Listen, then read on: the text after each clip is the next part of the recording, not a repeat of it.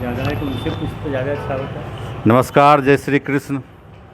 आज हम हैं हमारे खास साथी, आंदोलन के साथी, किसान आंदोलन के नेता जो अपने संघर्ष के नाम से जाने जाते हैं, राय जी इंद्रदेव राय।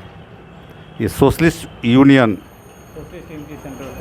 हाँ SUCI, socialist unity centre of India, उसका हिंदी कहें तो समाजवादी केंद्र, भारतीय समाजवादी केंद्र के किस पद पर हैं? अपने आप से परिचय दीजिए। स्टेट कमेटी मेंबर हैं। चलिए, आपका स्वागत है। हमारा YouTube channel, social media platform है जवाहर निराला ऑफिशियल, और मैं जवाहर यादव निराला। हम आपका स्वागत करते हैं। आगत जो चुनाव है आने वाला, देख रहे हैं कि आप लोग इतना संघर्ष किए, आपसे भी कम संख्या में उनका संगठन है, CPM का, CPI का, और आपका तो उधर हम देखे हैं बहुत संगठन है मजबूत, बांका, मुंगेर, भागलपुर और पटना में भी आपका राज्य कार्यालय है, मधेपुरा में भी संगठन आपका चलता है, देखे हैं। आपको क्या कारण है कि आपको गठबंधन, महागठबंधन में नहीं सीट दे रहा है या नहीं रखा है? पिछली बार भी नहीं, इस बार की क्या पोजीशन है, बताएं थोड़ा विस्तार से। और क्यों बिहार में कम्युनिस्ट आंदोलन, कैपिटलिस्ट आंदोलन जैसे जो अभी आर्थिक खाई बन गई, पट गई है, देख रहे हैं चारों तरफ। हम कल उधर गए थे किसान आंदोलन में, किसान पंचायत में, तो गर्दनी बाग में काफ़ी संख्या में लोग धरना प्रदर्शन दे रहे हैं, भाजपा कार्यालय को घेरे हुए थे। ये साथ क्या लग रहा है आपको कि देश में, लोकतंत्र में? आप अपने बारे में बताइए। क्योंकि हमारी पार्टी SUCI कम्युनिस्ट जो है, आम जनता के सवालों को लेकर, महंगाई, बेरोजगारी, भुखमरी हो, शिक्षा के सवाल हो, रोजगार के सवाल हो, इन तमाम सवालों को लेकर लड़ते रहे हैं। और अंतिम मकसद है कि जानते हैं कि हमारा देश माने खाद्यान्न के मामला में, उपज के मामला में, पानी के मामला में, जहाँ नदी तालाब से भरपूर है, उपजाऊ ज़मीन है, दुनिया के सबसे ज़्यादा उपजाऊ ज़मीन वाला ये भारत देश है।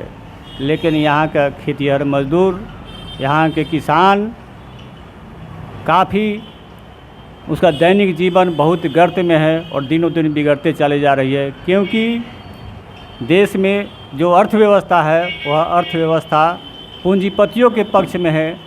गला काट मुनाफा पर आधारित यह अर्थव्यवस्था है। उसकी वजह से किसान मजदूरों के लिए कोई सरकार की योजना नहीं है।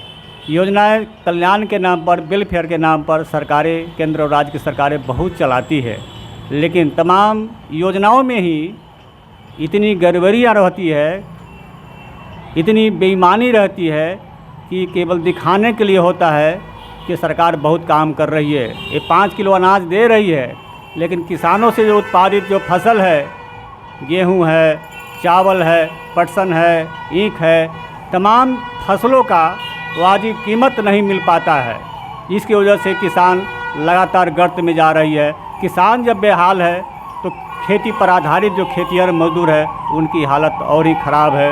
उनको साल में 100 दिन, 200 दिन भी काम नहीं मिल पाता है। नतीजा के रूप में उनके नौजवान बच्चे खेती छोड़ करके, गांव के कामों को छोड़कर शहरों के खाक छानते फिरते हैं। कभी बंगलोर, कभी दिल्ली, कभी पंजाब, गाय भैंस की तरह लद करके ट्रेनों में जाते हैं। ट्रेनों में आने जाने की सुविधा नहीं, वहाँ भी कभी काम अस्थायी नहीं मिल पाता है। फिर घर आते हैं, फिर भूख और गरीबी सताती है, फिर वो लोग बाहर चले जाते हैं।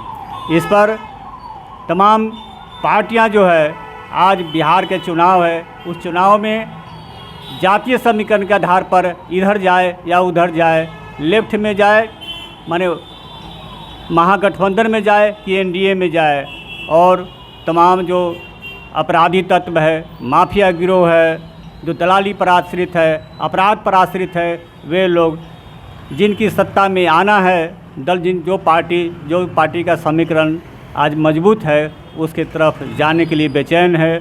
और टिकट लेने के लिए इतने घिनौने, इतने कुकृत्य करते हैं और उसमें कुकीर्त करने वाले, सबसे ज़्यादा पार्टी को धन देने वाले, और पार्टी भी समझती है कि इन प्रकारे न डरा के हो, धमका को हो, जीतने वाले जो कैंडिडेट है उसको वोट देते हैं। लेकिन जनता के बीच में महंगाई, बेरोजगारी को लेकर या जन सवालों को लेकर जो काम करते हैं उनको पूछने वाला कोई भी, जो बुर्जुआ पार्टी है, जो अपने को लोकतांत्रिक पार्टी करती है, वही इसे महफूज रख देता है उन कार्यकर्ताओं को।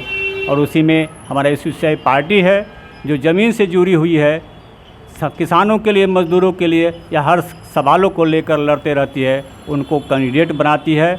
और जहाँ तक गठबंधन में जाने की सवाल है, उधर या इधर, बाएं या दाएं की बात, तो हमारी पार्टी जानते हैं कि एक तरफ कांग्रेस के नेतृत्व में है, दूसरी तरफ भाजपा के नेतृत्व में एनडीए है और महागठबंधन है कांग्रेस के नेतृत्व में। इस देश में जितने भी काले कानून लाए गए हैं, ये तमाम काले कानून कांग्रेस के द्वारा ही लाए गए हैं। ये कांग्रेस बीजेपी के आर्थिक नीति में और जनता की हितकारी नीति बनाने में दोनों का नीति एक ही है। दोनों के लोग महाभ्रष्ट, महाजातिवादी, महासांप्रदायिक, दोनों दलों में एक तरफ सांप्रदायिक है, हिंदू मुस्लिम करके सत्ता पर काबिज होना चाहते हैं और उन्होंने देश पर काबिज हुआ, बिहार में भी वो काबिज है। और दूसरी तरफ घोर जातिवादी पार्टी नीतीश लालू के नेतृत्व में भी है, वो सब जाति आधार पर गठबंधन कर रहे हैं। आम जनता को महंगाई, बेरोजगारी के सवालों को दरकिनार करते हुए इस बार हमको देख लो, इस बार हमको देख लो, ये दोनों आपस में झींगा मुश्ती कर रहे हैं। दोनों एक दूसरे के दुगोला, तपेश्वर चौहान, विजेंद्र गिरी की तरह दोनों एक दूसरे को, जनता को भरमा रहे हैं और दोनों बेचैन है, ये रस्साकसी कर रहे हैं कि हम जाए सत्ता में, हम जाए सत्ता में। लेकिन देश का जो किसान आंदोलन है, वो किसान आंदोलन आम जनता को सबक दिया है कि लड़ने से कुछ मिलेगा, बिना लड़े हुए, बिना आम जनता की एकजुटता किए हुए कुछ नहीं मिलने वाला है। और हमारी पार्टी जो आम जनता के सवालों पर लड़ती है, आम जनता के सवालों पर जो खड़ी रहती है, हम उनके साथ देते हैं, वह हमारे साथ रहते हैं। हम जनता पर भरोसा करते हैं, जनता के बीच में इन सवालों को लेकर के हम चुनाव में भी जाते हैं। और चुनाव में जो हमारे आंदोलन के साथ देने वाले, जो चाहते हैं कि हमारी ज़िंदगी में वास्तव में इंसानी ज़िंदगी हासिल करने का रास्ता क्या है, जो समझते हैं कि आंदोलन के ज़रिए ही इस देश में कुछ हासिल किया जा सकता है। जैसे आज़ादी आंदोलन में कुर्बानी से आज़ादी ली गई थी, लड़के आज़ादी ली गई थी। आप जनता को भी सही मायने में इंसानी ज़िंदगी, या उसको रोजी होगा, रोज़गार होगा, और खेतों में पानी होगी, उसके फसलों का लाभकारी मूल्य होगा, वो मूल्य लेने के लिए समाजवाद लाना होगा और समाजवाद के रास्ते पर भी ये इंसानी समाज आगे बढ़ेगा। हमारी पार्टी इसमें विश्वास करती है और आंदोलन को, चुनाव को भी हमारी पार्टी आंदोलन समझती है और आंदोलन समझ करके जनता के बीच में महंगाई, बेरोजगारी को सवाल को और धारदार रूप से उठाने के लिए चुनाव में भी, और उस सवाल पर जनता को एकजुट करने के लिए और जन कमेटी बनाने की हम काम करते हैं चुनाव के दौरान भी।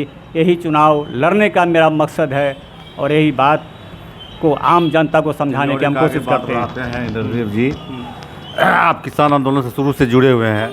हमने भी देखा पंजाब में सिंधु बॉर्डर पे कितना गर्मी, तपीस में, ठंडी में आंदोलन हुआ और किसान के नाम पर काला कानून को वापस लेना पड़ा, मोदी को माफ़ी मांग करके। आज आप तो अनुभवी हैं और बहुत अनुभवी हैं। थोड़ा सा पीछे, थोड़ा सा, हाँ अब ठीक है। तो आप अनुभवी हैं, क्या कारण है कि किसान आंदोलन का फल चुनाव में नहीं मिलता है? चुनाव में आने पर किसान बढ़ जाता है, संप्रदाय में, जात पात में, हिंदू मुस्लिम में, राजपूत भूमिहार में, बावन पंडित में।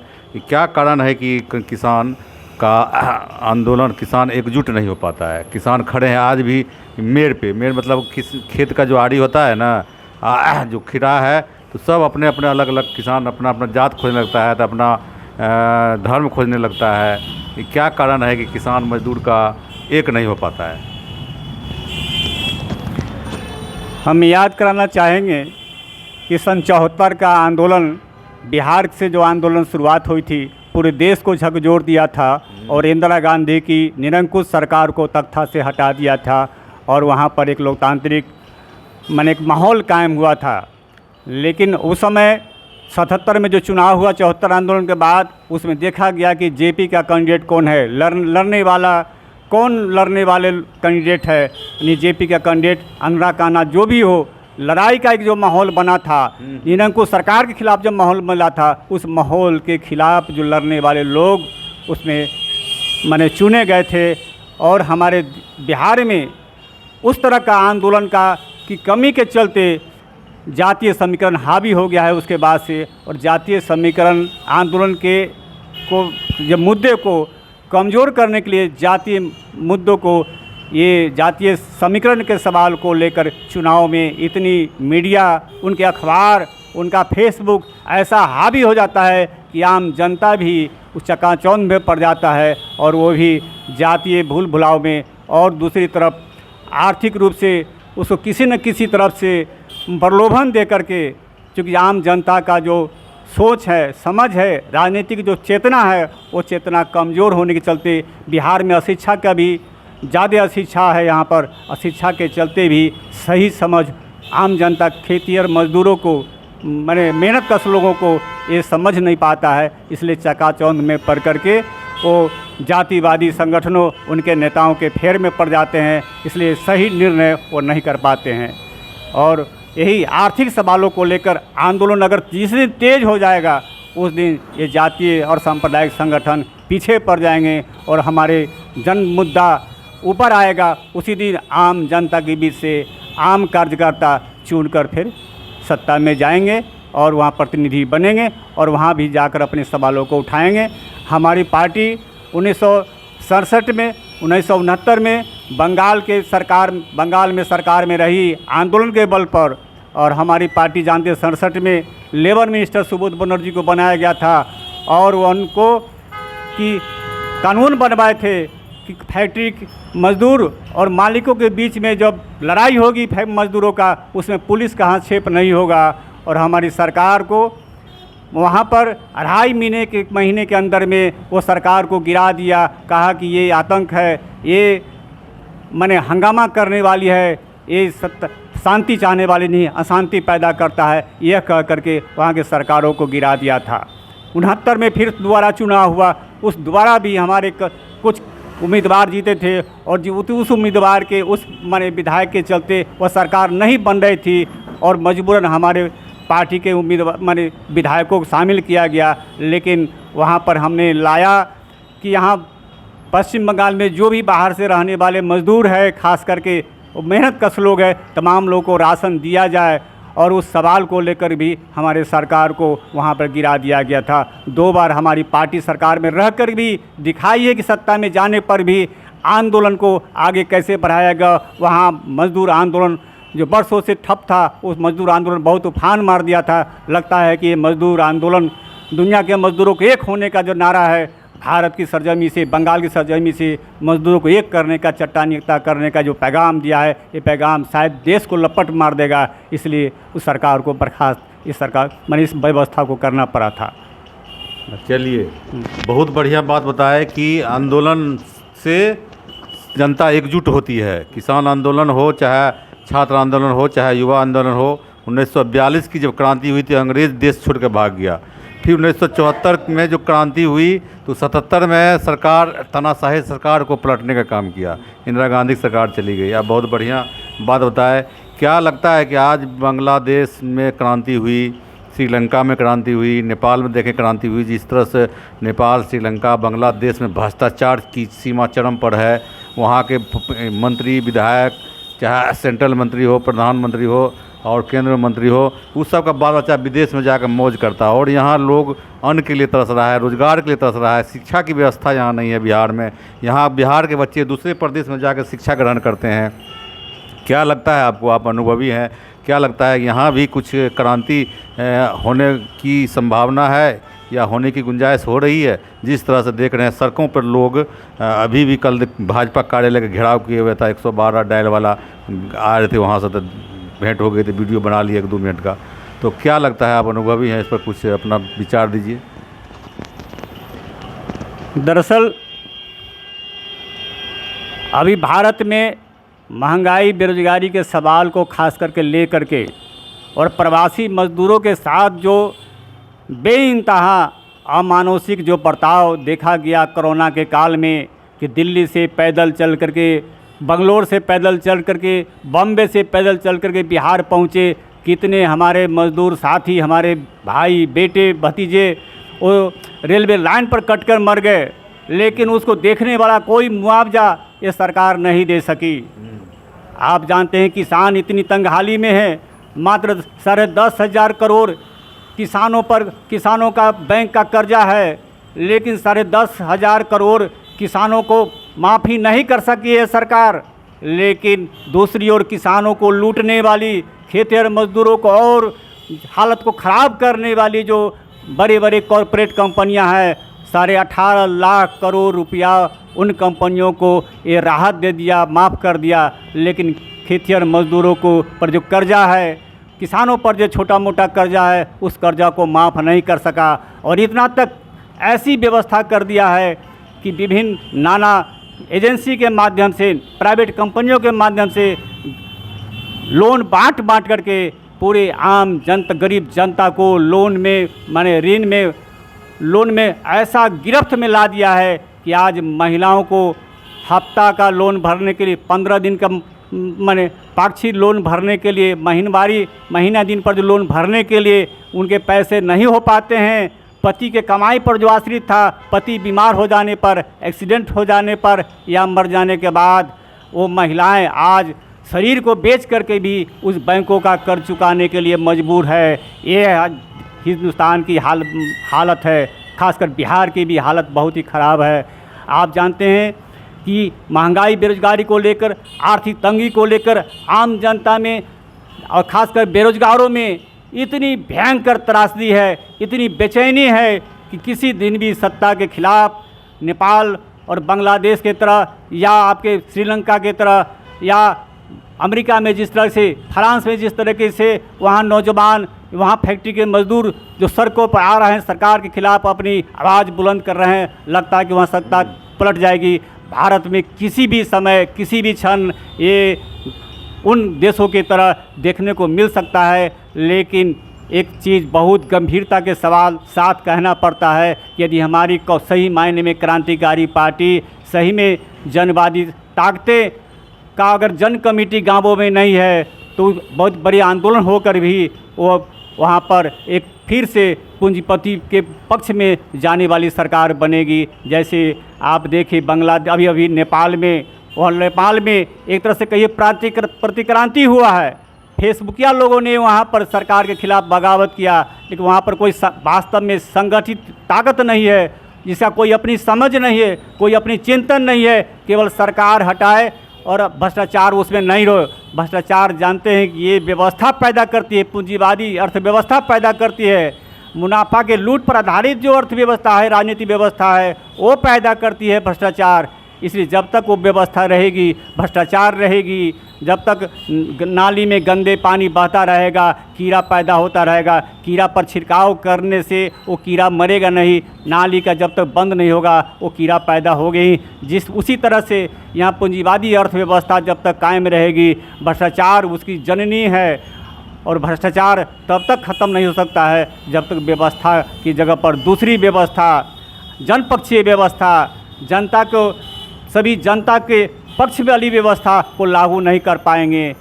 आप जानते हैं कि रसिया में केवल समाजवादी व्यवस्था, जो वहाँ पर संसाधन था, उस संसाधन का उपयोग आम जनता के पक्ष में किया गया। इसलिए जिस स्वर्ग की कल्पना हम करते हैं कि ऊपर में होता है, भगवानों के बीच में होता है, रसिया ने साबित कर दिया कि वो सचमुच में स्वर्ग आम जनता के लिए धरती पर होता है। और धरती पर स्वर्ग लाने के लिए समाजवाद लाना होगा और आम जनता को एकजुट होकर आगे बढ़ना होगा। लेकिन बिना एकजुट हुए, बिना जन कमेटी बनाए हुए अगर हम विद्रोह करते हैं, पूरा राष्ट्रव्यापी विद्रोह होता है, तख्तापलट हो सकता है, प्रधानमंत्री राष्ट्रपति को हम हत्या कर सकते हैं, आग लगा सकते हैं। उसके बाद क्या होगा?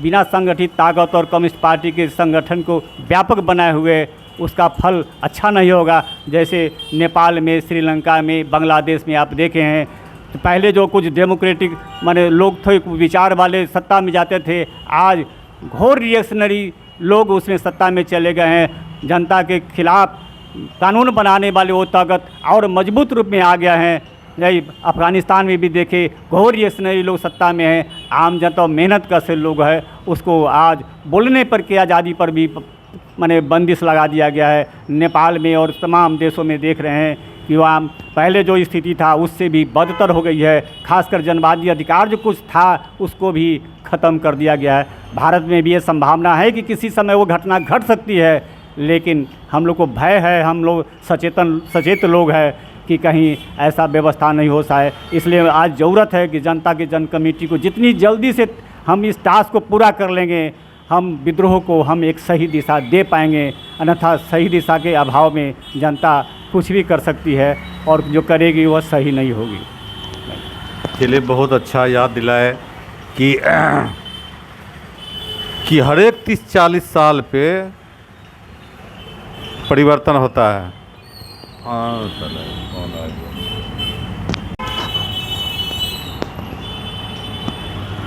हर एक 30-40 साल में देखे हैं कि इतिहास दोहराता है, क्रांति होती है। कि क्रांति तो संभावित है ही है। जिस तरह से देश में भ्रष्टाचार बढ़ गया है, जिस तरह से लोगों पर अत्याचार हो रहा है, तो भारतीय अब हम लोगों तो बात कर लिया। अब आइए बिहार की बात। बिहार में आपकी पार्टी वर्षों से 2-3 दशक से लगभग संघर्षरत है, फिर भी महागठबंधन में आपको नहीं रखता है और अपने आप चुनाव अकेले लड़ते हैं। इस बार की क्या रणनीति है, इसमें कुछ आप प्रकाश डालिए। ने पहले ही बताया है कि एक सांपनाथ और एक नागनाथ है। ये दोनों आंदोलन विरोधी हैं और इसी में हमारी पार्टी आंदोलनकारी ताकतों को मजबूत करना चाहती है। आम जनता, खासकर जो मेहनत कश जनता है, उसको आंदोलन में चुनाव के माध्यम से हम चट्टानी एकता कायम करना चाहते हैं कि एक दिन क्रांति इसी मेहनत कश जनता को करना है। चुनाव को भी एक आंदोलन समझ करके हम उसमें जाते हैं और वास्तव में विपक्ष की भूमिका हमारी पार्टी ही पूरा देश के 23 राज्यों में हमारी पार्टी वास्तविक विपक्ष की भूमिका निभा रही है। हम इस बार भी चुनाव में वास्तव में दोनों पार्टियों, दोनों गठजोड़ों के जो काले कारनामे हैं, उस काले कारनामों को चिट्ठा इस चुनाव के माध्यम से जनता के बीच में रखेंगे और हम जनता निश्चित तौर पर हमारे पक्ष में खड़ा होगी और हर क्षेत्र में 1000 जनता, 2000 जनता, 5000 जनता यदि हमारे पक्ष में वोट करती है तो वोट ये समझ कर करेगी कि यह आंदोलनकारी ताकत है और आंदोलनकारी ताकत के साथ हमको रहना चाहिए था। और हमारा जहाँ वोट बढ़ता है, इस व्यवस्था के लिए खतरे की घंटी बजता है कि हमारे खिलाफ लड़ने वाले की संख्या इतनी बढ़ गई है। ये हमारे जितनी भी संख्या बढ़ती है, ये सबसे उन लोगों से अगर सेकेंड करते हैं तभी उतनी खतरा नहीं है। कुछ 100 वोट से हारते हैं, उस पार्टी से खतरा नहीं। हमारी थोड़ा भी वोट बढ़ता है, इस व्यवस्था को सबसे खतरा हमसे लड़ाई माने होता है। इसलिए होता है कि नंदीग्राम सिंगूर की लड़ाई हमारी पार्टी ने अगुवाई किया था। कलिंगा नगर जो ये आपके उड़ीसा में है, जो टाटा के सेज के खिलाफ लड़ा गया था, हजारों हजार आदिवासी और सैकड़ों गांवों को उजाड़ करके कलिंगा नगर जो औद्योगिक नगर बनाया गया था, उसका नेतृत्व हमारी पार्टी एसोसियाई ने किया। आप मुजफ्फरपुर के देखिए, मरबन में खतरनाक कैंसर के स्पेशल कारखाना लगाया गया। वैशाली में के महुआ में, पानापुर में जो स्पेशल कारखाना लगाया जा रहा था, कैंसर कारखाना, उस कारखाना को वहाँ से हटाने के लिए हमारी पार्टी ने नेतृत्व दिया है और उस कंपनी को बाहर भागना, वहाँ से दुम दबा के भागना पड़ा। नंदीग्राम सिंगूर में भी ये बड़े कॉरपोरेट कंपनियां था। आम जनता के चट्टानी एकता को देखकर, उनके लड़ाई को देखकर, उनके कुर्बानी को देख कर के उनको भी दुम दबा के भागना पड़ा था। ये हमारी पार्टी ने साबित कर दिया है कि सचमुच में इस देश में असली भूमिका माने ये एसोसियाई पार्टी करती है। एसोसियाई पार्टी का जो किसान संगठन, ऑल इंडिया किसान खेत मजदूर संगठन है, ये संगठन यदि नहीं होता किसान आंदोलन में, सचमुच में किसानों को ये जीत नहीं मिल पाती, किसानों को घर वापसी नहीं होती। हमारी पार्टी ने एक सही सोच, एक सही समझ, अपने चरित्र, अपने व्यवहार से किसानों को प्रभावित किया और वहाँ पर डटे रहने का एक प्रेरणा पैदा किया। इसलिए किसान आंदोलन की भी वहाँ जीत हुई। हम किसान जो मजदूर हैं, जो आंदोलन जहाँ भी हो रहा है, हमारी पार्टी वहाँ पर चट्टानी एकता के बना करके उनके साथ खड़ी रहती है। जनता विश्वास सचमुच में हम पर कर रही है, इसलिए हम विपक्ष की भूमिका में पूरे देश में देश के 23 राज्यों में वास्तविक विपक्ष की भूमिका में हम निभाते हैं। और आम जनता जितना नहीं जानती है, आम जनता को लूटने वाली व्यवस्था है, हमारी पार्टी को अच्छी तरह से वो जानते हैं कि सचमुच में विपक्षी ताकत को, जो विपक्षी ताकत है, फोर्स है, उसको कमज़ोर करके रखा जाए। और कमज़ोर करने के लिए जात पात और सांप्रदायिकता को जितना भड़काएंगे, यह ताकत कमज़ोर रहेगी, पीछे रहेगी। हम उनके मंसूबों को इस चुनाव के माध्यम से भी चकनाचूर करने की कोशिश करते हैं और निश्चित तौर पर हम इसमें सफलता हासिल किए हैं, करेंगे। कितना सीट पर अभी चुनाव लड़िएगा इस बार? इस बार करीब 70 सीटों पर बिहार में हम चुनाव लड़ेंगे, अपने बल पर लड़ेंगे। हम अपने बल नहीं, आम जनता, मेहनत कश जनता के बल पर हम चुनाव लड़ेंगे। पार्टी के यही जनता को संदेश देती है, मेहनत कश जनता क्या को। ऑफर आएगा महागठबंधन से? तो महागठबंधन वाली पार्टी शामिल होगी? चूँकि वो में जो जैसे राजद है, महाभ्रष्ट राजद है, और उससे भी भ्रष्टाचार में लिप्त, भ्रष्टाचार को जननी के रूप में पैदा करने वाली ये कांग्रेस है। कांग्रेस के नेतृत्व में वो महागठबंधन बना हुआ है, उसमें हम जाने का मेरा कोई सवाल ही पैदा नहीं होता है। हाँ, इस सवालों को लेकर, किसान आंदोलन के सवालों को लेकर लड़ने वाली पार्टी, हमारा मांग पहले से पार्टी कर रही है कि जहाँ बिहार के जो जितनी लेफ्ट पार्टियाँ हैं, CPI CPM है, भाकपा माले है, या और छोटे छोटे जो संगठन है जिनका जिला स्तर पर 2 जिला में है, 1 जिला में जो वामपंथी संगठन है, उन तमाम वामपंथी संगठन को अगर एक मोर्चे पर आती, उन लोगों से हमारी पार्टी अपील किया है कि आइए एक मोर्चे पर लड़िए। जनता उम्मीद कर रही है कि एक बार वामपंथी पार्टी को देखा जाए बिहार में, और वो लोग हमारी बातों को नहीं समझ पा रहे हैं। वो अपनी ताकत पर, जनता पर भरोसा न करके, ये जो जातीय आधार पर, सांप्रदायिक आधार पर जो समीकरण है, उस समीकरण पर ही कुछ सीटों के लिए वो भरोसा करते हैं, और आंदोलनकारी ताकत को एकजुट मजबूत करने की जगह पर वो उनके तरफ ही, उनको ही मजबूत करते हैं। लेकिन वो उनका भी जनाधार हाशिए पर चला गया है। उनके जो पुराने जो लड़ाकू लोग हैं, उनके जो पुराने लड़ने वाले साथी हैं, वो हमको भरपूर मदद कर रहे हैं। वो पैसे से मदद कर रहे हैं, सहानुभूति से मदद कर रहे हैं, हमारे साथ घूमने के लिए तैयार होते हैं। बहुत सारे उनके पुराने लोग हमारे साथ आने के लिए बेताब हैं, और बहुत लोग हमारे आ रहे हैं हमारे संगठन में, क्योंकि वो भी लड़ाई को मजबूत करना चाहते हैं। अपना पूरा परिचय दे दीजिए। मेरा नाम है इंद्र देवड़ा, SOCI कम्युनिस्ट के हम राज्य कमेटी सदस्य हैं। चलिए, आपका बहुत बहुत धन्यवाद। इनके विचार आप लोगों ने सुना, और आप लोगों को कैसा लगा इनका विचार, आप अपना कमेंट के माध्यम से, व्हाट्सएप पर, ईमेल के माध्यम से हमें बताइए। और आप पहला बार हमारे चैनल पर आए हैं तो सब्सक्राइब कर दीजिए, बेल आइकन की घंटी भी दबा दीजिए टन से, ताकि हम कोई और वीडियो अपलोड करें तो उसकी नोटिफिकेशन सूचना आपको मिल जाए। इसी के साथ फिर हम संडे सत्संग हमारा खास कार्यक्रम चलता है, वो भी देखते रहिए, और अपने दोस्त यार को वीडियो शेयर कीजिए, लाइक कीजिए, कमेंट कीजिए। जय श्री कृष्ण।